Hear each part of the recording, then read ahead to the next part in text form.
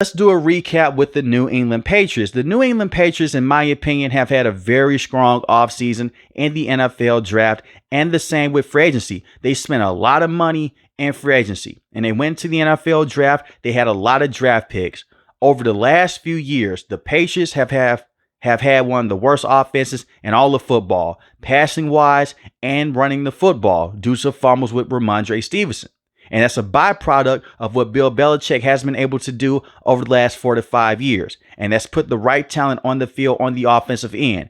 Bill Belichick will easily go down as the best coach in Patriots history. Don't get me wrong. But he lost his touch there towards the end. When you have a young quarterback in Mac Jones, you make the NFL playoffs in his first season. Josh McDaniels is the offensive coordinator. He left to become the head coach for the Las Vegas Raiders. Matt Patricia is calling offensive plays. At that point in time, I wish that Robert Kraft would have pulled Bill Belichick aside and say, okay, what are we doing here? But you have a defensive coordinator calling offensive plays. That helped ruin Mac Jones' career. Mac Jones is a bust. He had a lot of shortcomings on his own. He was a turnover machine. But the offense was never the same. He never had a true number one wide receiver, and the offensive line protection was non-existent.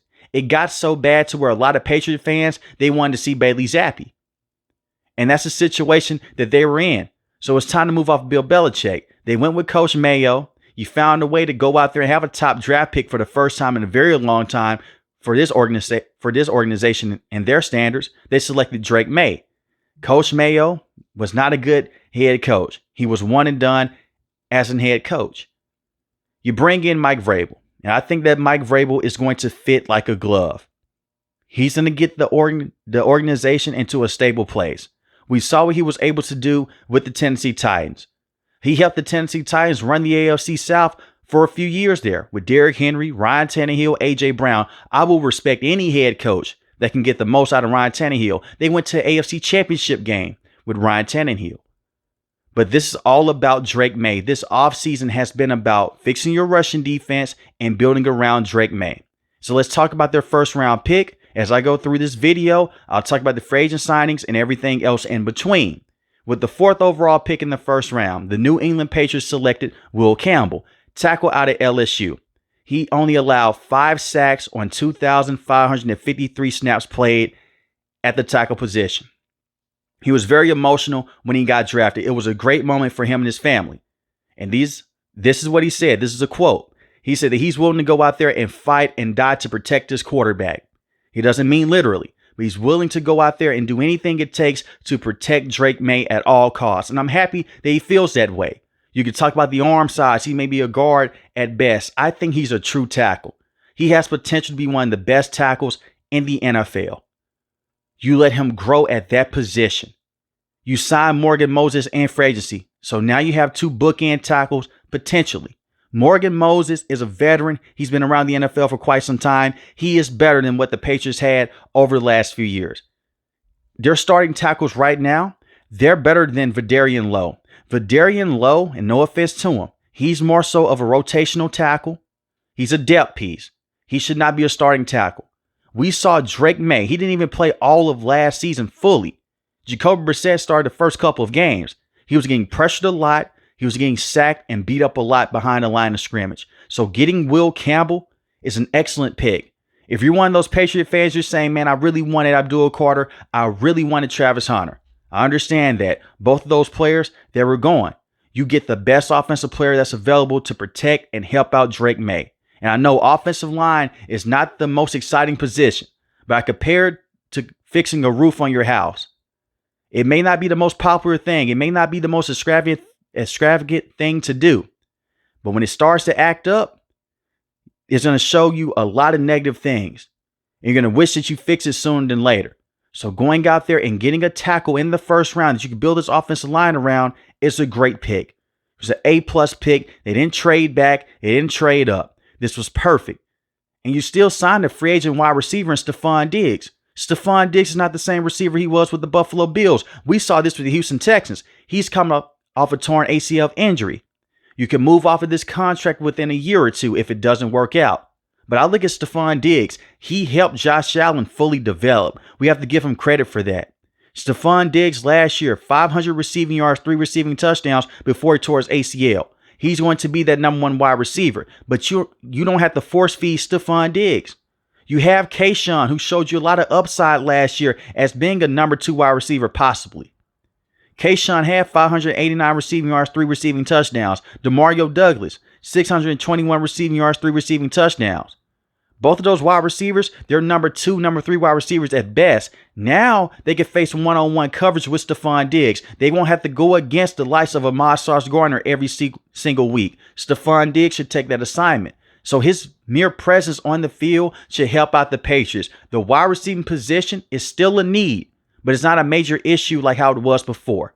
It's not ideal to have a player like Stephon Diggs who's come off a torn ACL injury, but it's better than just having DeMario Douglas as your number 1 and Kayshawn as your number 2 to just put some positivity out there. And I want to give Elliott Wolf some more credit here. He's the general manager. He offered Chris Godwin a lot of money. Chris Godwin took a pay cut to stay with the Tampa Bay Buccaneers. They tried to make a move for a wide receiver. It didn't work out. So you go out there, you get the best wide receiver available, and Stephon Diggs. You get the best rookie tackle, potentially in Will Campbell. You're building a team around Drake Maye, and you're trying to stabilize your organization and help him out. The running back position was a problem last year. And I'm a huge fan of Ramondre Stevenson. Ramondre Stevenson was able to average 4 yards a carry, 7 rushing touchdowns, 801 rushing yards. He's not one of the best running backs in the NFL, but he's not a terrible running back. The problem that he ran into was ball security. He fumbled a lot last season, and they just gave him a major contract extension. That sucks. But you went into the second round. You needed running back help with the 38th pick. Tayvon Henderson, running back, Ohio State. 1,016 rushing yards, 11 rushing touchdowns. He could be a bell cow running back. Now at Ohio State, he split carries with Jenkins. But we've seen him in the past where he has been the primary running back with Ohio State. You now have a 1-2 punch in the backfield to help out Drake Maye. I'm telling you, this offense was abysmal last year. A lot of times you look at Drake Maye, he's making plays on his own. He didn't have time inside the pocket. He didn't have a consistent run game, and the stars up front. But having 2 running backs in the backfield, a veteran, established running back in Ramondre Stevenson, having a young player in Tayvon Henderson who could take a big game to the house, that's what you want to see. And he's smooth and he's consistent. Hopefully this could be a cure to where Ramondre Stevenson doesn't have to carry the football 15 to 20 times a game. And you look at Coach Mayo, and I don't want to dunk on Coach Mayo. It was times where he was so frustrated, he was threatening to basically not play Ramondre Stevenson the next week because of the fumbles. But he had no choice but to because he was their best running back. So less carries should mean less fumbles for Ramondre Stevenson. Now, if he comes out here for this upcoming year and he fumbles the football at a high rate, move off of him. You have to take care of the football. And that's something Bill Belichick didn't play around with in the past. And I look at Mike Vrabel. He's a Bill Belichick disciple. They hate turnovers, especially simple turnovers. Not every fumble is created equal, but I look at Ramondre Stevenson. He's running up the middle of the field. No one touches him. The ball just comes out. You can't have those moments, and he's a veteran player now. But splitting carries with Tayvon Henderson and Ramondre Stevenson should help Drake Maye fully see the field. And you're bringing back Josh McDaniels. As a head coach, he's terrible. I hated him as a head coach. As an offensive coordinator, he's one of the best the NFL has seen in the last 20 to 30 years, especially the work he was able to do with Tom Brady. He even made the NFL playoffs with Mac Jones his rookie season. So he can get the most out of Drake Maye. It's going to be very interesting to see the type of offense that Josh McDaniels is going to have with Drake Maye. Drake Maye is not known for his accuracy just yet. He's known for his big playability. When I look at Josh McDaniels in the past, even with Mac Jones, pinpoint accurate underneath, bunch of curl routes, a bunch of slants, screens behind the line of scrimmage, then they'll hit you down the field with some posts. I look at Drake Maye. He may be able to hit the slant. The curls are still inconsistent, but he's a big play quarterback. The intermediate routes may take some time to develop, but if you work with him in the offseason with the running backs you have and a better offensive line, we can see Drake Maye potentially be one of the better young quarterbacks in the NFL for this upcoming year, and I hope that's the case. But having Tayvon Henderson, Will Campbell, Stephon Diggs, and the wide receivers that you have, that's a very good situation. Kendrick Bourne is still on the roster. I don't know if he's going to be on the roster when they get out of training camp. He may be a cap cut casualty. He hasn't been the same player that he once was before he suffered a knee injury. And the reason why I say he may get cut, They drafted a wide receiver with the 69th pick in Kyle Williams. And I know the Patriots have not done a very good job of drafting wide receivers. You're thinking N'Keal Harry. You think of what happened last year with Jalen Polk. He's still poking around in this roster. And I like Jalen Polk coming out of Washington. Was not able to do much last year. Was not a good wide receiver. It was hard for him to find his way on the field. Kyle Williams is a little bit different. He's a major deep threat. 131 catches, 2,041 rushing, 2,041 receiving yards, 20 receiving touchdowns at Washington State. He's an electric player. He's different from Jalen Polk. Jalen Polk is more so of a physical wide receiver like N'Keal Harry. This kid's a very good route runner. Intermediate routes, taking the top off the defense, a bunch of posts, drags, comeback routes. He's that type of wide receiver. He's 6 foot, 185 pounds. You're bringing in a big player for Drake Maye. We haven't seen the Patriots fully develop wide receivers in a very long time. But it's time for them to get away from the dink and dunk your way down the field with Julian Edelman, with Danny Amendola. Go out there, open up your offense, take the top off the defense with your big arm quarterback and Drake Maye, and feed Stephon Diggs and feed the rest of the weapons. But the wide receiving core right now, they're young. Let them develop, and you have that veteran receiver and Stephon Diggs. But I'd like to pick up with Kyle Williams coming out of Washington State. You still have Hunter Henry at the tight end position. I'm very shocked that they didn't draft a tight end in the high rounds. You look at Hunter Henry, he's not a bad player, but he's dealt with so many injuries in his career. 2 receiving touchdowns, 674 receiving yards last year. You did bring in Austin Hooper, 476 receiving yards, 3 receiving touchdowns. Neither one of those players I look at and I say, okay, they could be a franchise tight end for the foreseeable future. And the Patriots, they're known for drafting tight ends and developing them. Look at Aaron Hernandez. Look at Rob Gronkowski, especially Rob Gronkowski. And I think a big body target would definitely help out Drake Maye. I like Hunter Henry. He just has to stay healthy. And when I really look at the Patriots offense right now, before I get into their defense, they don't have to go out there and have a top 5 to top 10 offense. You just want stability with your quarterback and everyone else in that room. And you just want Drake Maye to be better than he was last season. That's it. You want to see growth. You want to see development. That's what the Patriots are hoping for.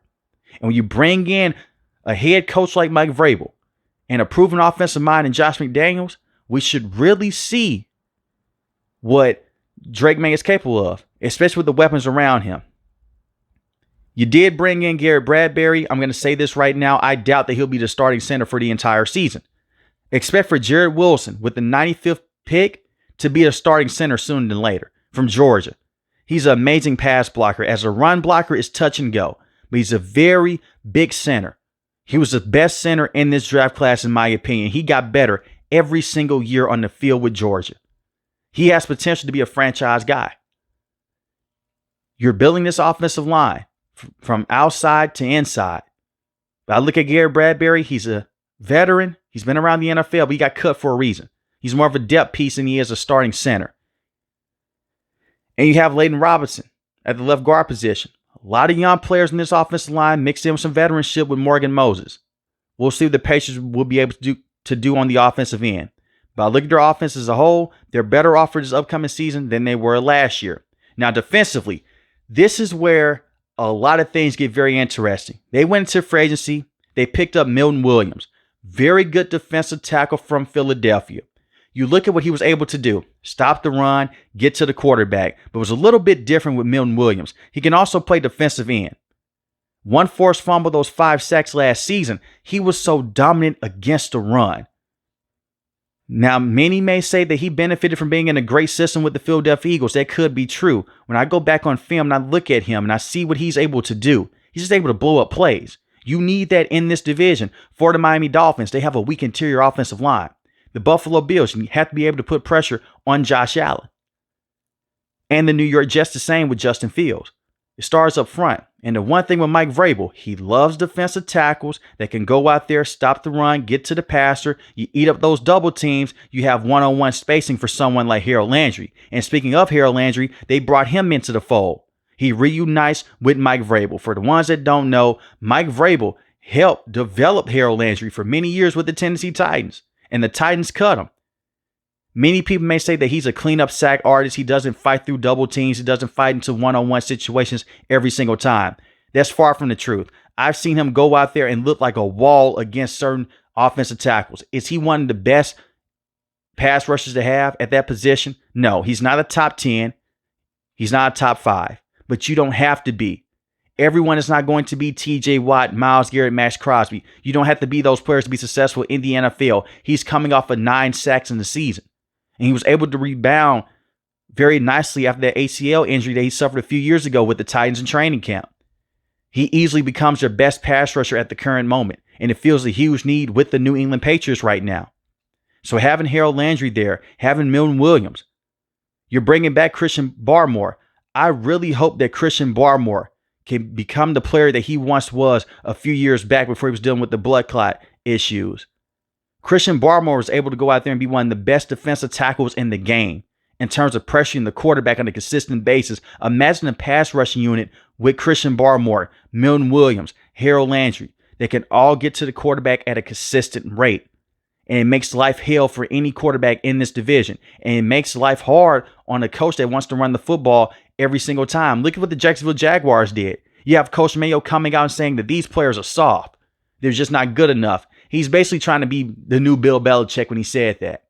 And you have Bill Belichick, he goes on the Pat McAfee show. He said, those players are not soft. I just coached them. And Coach Mayo's offense, Christian Barmore missed a lot of time last year with the blood clot issues. Hopefully it's something very minor with him. But if this is a big issue with Christian Barmore, this is why you drafted Joshua Farmer with the 137th pick, defensive tackle from Florida State.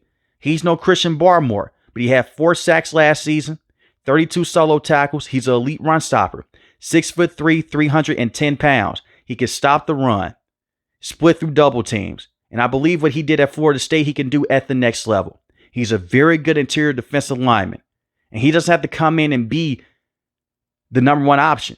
You have Milton Williams to come in and be that. That's why I'm so excited for the Patriots front right now, what they have done. They've invested a lot of money on offense and a lot of resources, yes, but they've invested more money on the defensive end than they did on the offensive end by getting Milton Williams, getting Harold Landry, bringing in Carlton Davis to play alongside one of the best cornerbacks in the game and Christian Gonzalez. Christian Gonzalez, to me, is a top 3 cornerback.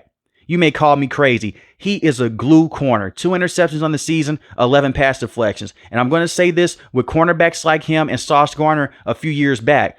They're not going to get a lot of interceptions in the season. They just take your number 1 wide receiver away. You don't notice anything until you look up and say, okay, why does Mike Evans only have 2 catches for 37 receiving yards? I'm just using his name as an example. You may look up and say, okay, why does my number 1 wide receiver only have 40 receiving yards and we're late in the 4th quarter? Or you may look and say, why is my number 2 wide receiver getting stuck on the line of scrimmage because the number 1 wide receiver is in double coverage? Christian Gonzalez is one of those cornerbacks. He's a dog at that position. And Carlton Davis is a very good player. Very good veteran cornerback. Press man coverage. And the one thing with Mike Vrabel, the way that he loves to run his defense, you're going to see a lot of zero blitz. They're going to put pressure on quarterbacks that can't stand the blitz. And they're going to make you beat them over the top. And the players you have in the secondary with Jabril Peppers, before he was dealing with the legal issues and his injuries, he was a very good safety. And you still have Kyle Duggar, who's a very good safety at the strong safety position. So everywhere you look right now, the Patriots, they've rebuilt their defense overnight, it seems like, with a bunch of defensive weapons. And don't forget about Keion White. 5 sacks on the season, 2 forced fumbles. He now becomes a player that can solely focus on stopping the run in certain situations and getting to the quarterback. You have that rotation now.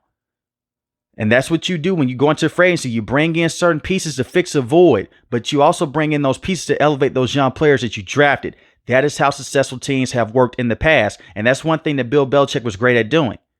In the past, he didn't spend a lot of money in free agency. He spent it on key positions to elevate the pieces that he had and help develop them. You have Robert Spillane, a very good run-stopping linebacker, 91 solo tackles, the 6th most in the NFL, 2 interceptions and 2 sacks. You have Jack Gibbons, another solid linebacker, able to go out there and move around and be in his right gaps and fill in a need for the New England Patriots. You have Marcus Jones at the nickel cornerback position. So overall, with the Patriots, you have done a very good job with rebuilding your team. I don't expect for them to be this major playoff contender for this upcoming season, but I expect at least 7 to 9 wins on the year, maybe 6 wins. Usually it takes time for quarterbacks to truly develop, and I'm not going to count the first year with Drake Maye. The same way I did with Bryce Young and Trevor Lawrence. It's a huge learning curve to the NFL, but he was placed in such a bad situation that film, you could throw it out the window right now. It was smart of Coach Mayo to not want to start him at the beginning portion of the season. You don't want your quarterbacks to develop bad habits like David Carr. And it's similar with Bryce Young. That's why he struggled so much at the beginning of year number 2. He didn't trust his offensive line. But I look at Drake Maye. Even when he was getting beat up a lot, he was still trusting his offensive line. He was stepping up into throws. He's just a quarterback that just needs to be reeled in. They compare him to Josh Allen. He is very wild right now. You will have some plays that make you just scratch your head. But having a coach that can give him that infrastructure, give him something to learn by, and Josh McDaniels should help out with the Patriots long term. I love their offseason. They're moving into the right direction. Give this some time. This is still a rebuilding organization, but they're doing it the right way. But let me know in the comment section below how you feel about the New England Patriots, their NFL draft class in 2025, and their free agency class. If you're new to the channel, hit the subscribe button. If you like the video, hit the like button. Most importantly, want each and every last one of you guys stay safe, stay positive. Thanks for the video, guys. God bless.